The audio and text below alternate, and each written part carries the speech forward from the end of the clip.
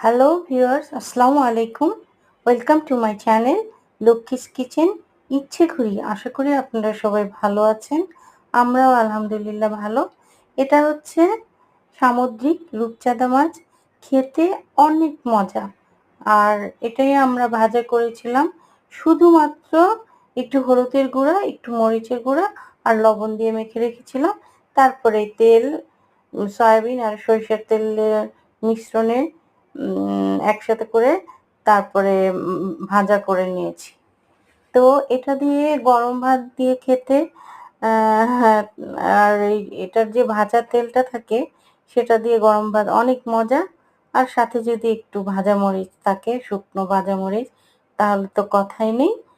আর আপনাদের কেমন লাগছে দেখতে? আর যদি ভালো লাগে তাহলে লাইক কমেন্ট শেয়ার করে দিবেন। আর ভালো না লাগলে ইগনোর করে যাবেন, কোনো কষ্ট করার দরকার নেই। আর যারা লাইক কমেন্ট শেয়ার করেছেন এর আগে তাদেরকে অনেক অনেক ধন্যবাদ। আর আপনারাও ভালো থাকুন, সুস্থ থাকুন। আর আপনারাও চেষ্টা করুন, আপনারা অবশ্য পারেন এরকম মাছ ভাজা করে গরম ভাত দিয়ে খেতে। আল্লাহ হাফেজ।